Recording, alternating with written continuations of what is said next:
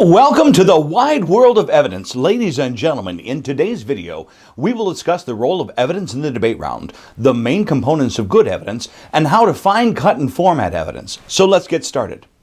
You may have done research and cited sources for your papers and essays in your other classes. But this type of research is much different and much more intense. But believe it or not, it can also be fun and rewarding. There's no better feeling than finding that perfect piece of evidence. Okay, so there might be some better feelings, but finding great evidence is up there. Evidence in a debate is a lot like expert witness in a courtroom trial. And just as good lawyers have to work hard to find experts who can testify on their behalf, good debaters have to work hard to find evidence to support their claims. And before we get started, here's a fun debate history lesson. Many decades ago, debaters used index cards to organize their evidence, and each piece of evidence was typed or pasted onto an index card and organized into long file drawers. To this day, there are many coaches and thus many debaters who refer to pieces of evidence as cards. So if you're in a debate round and hear someone say, for example, "We read two solvency cards," they aren't talking about the 9 of hearts or the 2 of diamonds. They're talking about pieces of evidence. There are lots of debate judges out there who don't like the word card to describe a piece of evidence, but the term card just seems to be just as popular as ever. So if you find yourself using the term card, that's okay. But when possible, try to refer to them as pieces of evidence or just evidence.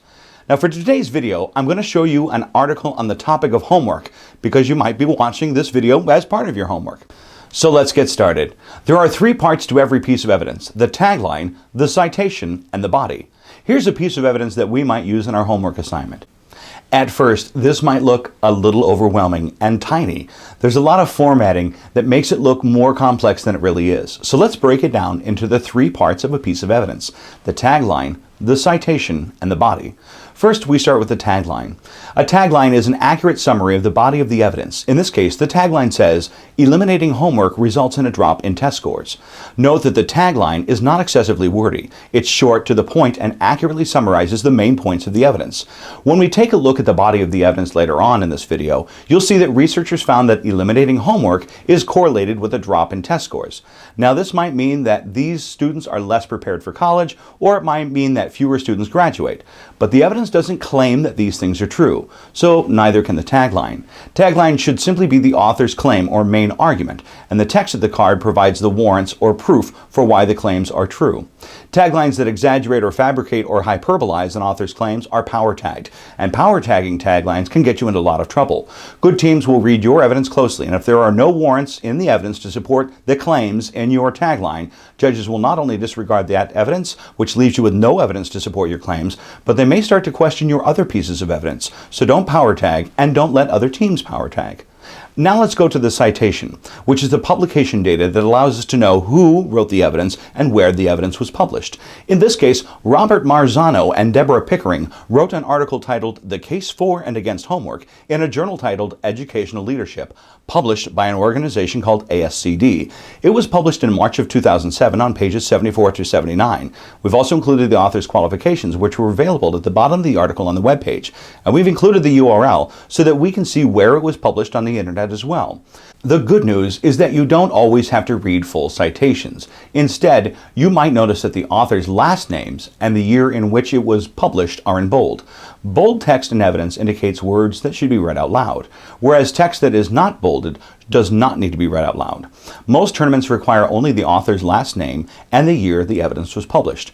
However, the national speech and debate tournaments, which include the district tournament and national tournament, require the publication information as well. So that's the difference between saying Marzano and Pickering in 2007 versus Marzano and Pickering in Educational Leadership 2007.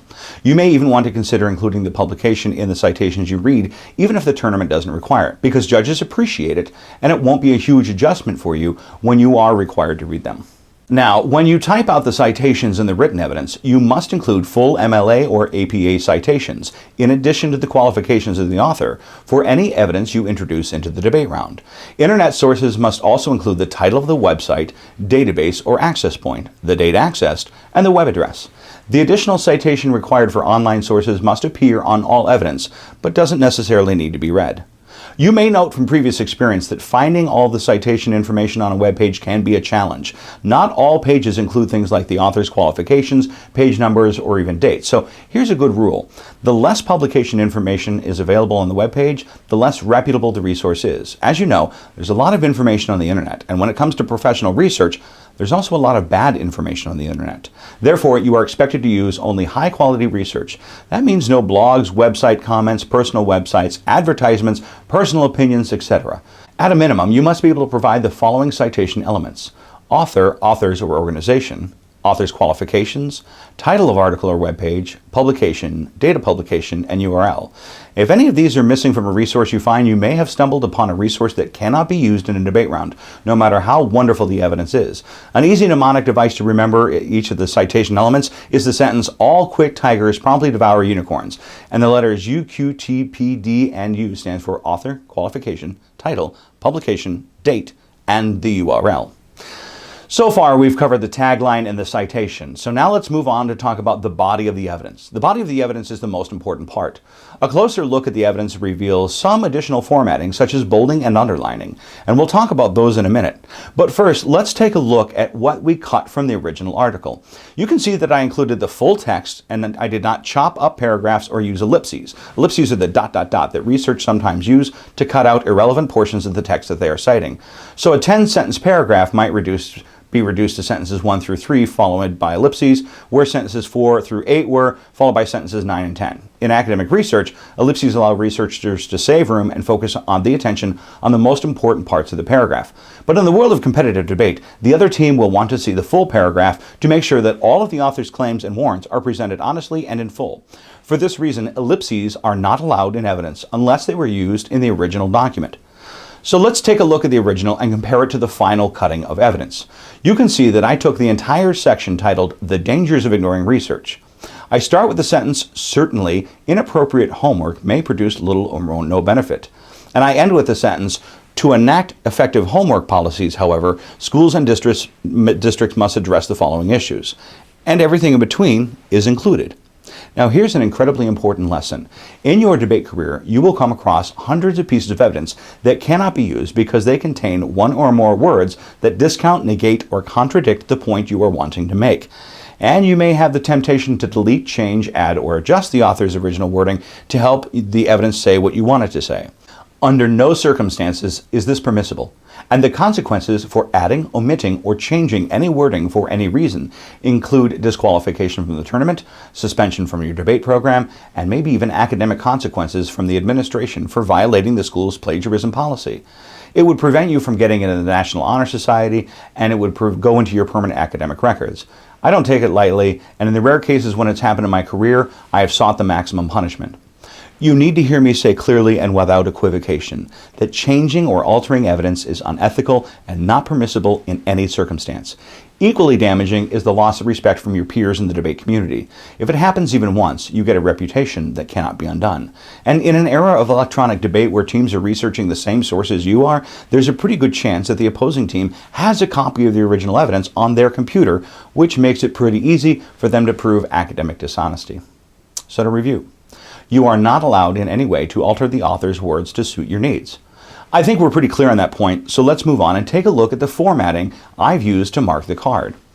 We've just talked about how important it is to include full paragraphs, and sometimes even the full pages of the author's original text.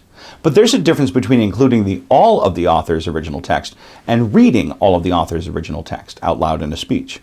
You may not have realized it yet, but you will often be asked by the opposing team to provide your evidence to them for inspection, and you will ask the same thing of the other team. Although it is important to provide evidence to the opposing team so that they can see the full context of the author's words, it isn't practical to read page after page of evidence just to present a few important sentences. So debaters format their cards in a way that indicates which part should be read out loud and which part should not be read. In the example I provided, I included two formatting features, bold and underline.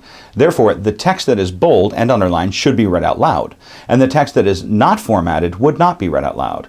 As a side note, if you encounter evidence that has no formatting, you can either format the evidence yourself prior to the tournament, or you can read the entire block of text. If you see a piece of evidence that's really short, like only a few sentences, it's probably not good evidence, and whoever cut the card may have intentionally taken the evidence out of context.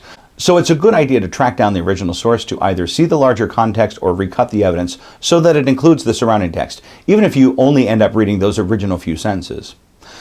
You will also note that I have omitted formatting in the middle of a sentence. Let's take a closer look at that fourth sentence. I've chosen not to include the words "of homework" with "no homework" and the words "of the knowledge addressed in that class."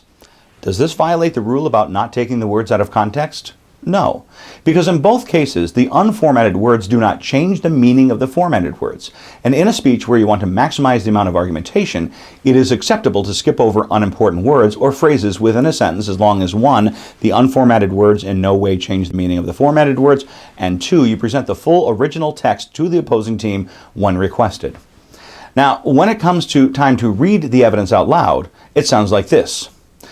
Cooper and colleagues, 2006, comparison indicates that the average student in a class in which appropriate homework was assigned would score 23 percentile points higher on tests than the average student in a class in which homework was not assigned.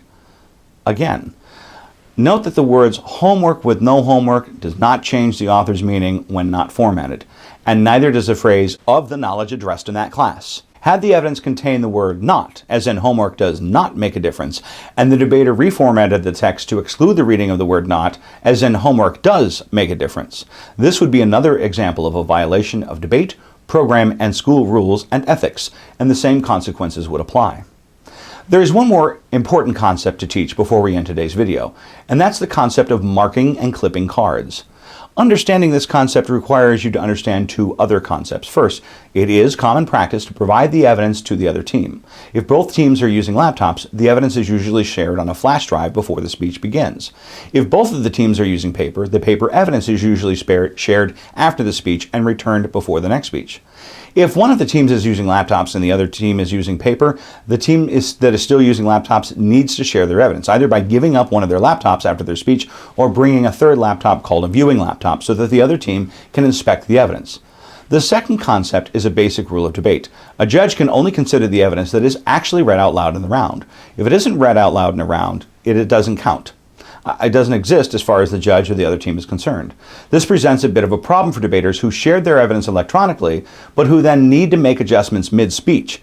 And that might include not reading some pieces of evidence and only reading portions of other pieces of evidence.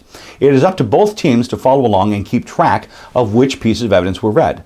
But if the debater reads only part of a piece of evidence, it is important that he or she clearly says, "Mark the evidence there," to indicate where in the paragraph the speaker stopped reading. This allows the opposing team to specifically mark the evidence so that everyone knows exactly what and wasn't read. It is considered unethical to clip cards, which means to contend that part or all or some evidence was read, even if it wasn't. Clipping evidence is bad, and as long as the debaters are paying attention and communicating with their partners and the other team, clipping should never be an issue in the round. So now that you know how to cut and format evidence, it's time for you to find evidence on this year's resolution and begin winning rounds using great evidence. But before you do so, take a moment to review the major terms in today's video. Evidence. Card versus piece of evidence. Claim. Warrant. Tagline. Power tagging. Citation. MLA written citation versus citation read aloud during speeches. Body. Ethical cutting of evidence. Ellipses. Formatting. And clipping cards. That's all for now, debaters. Good luck.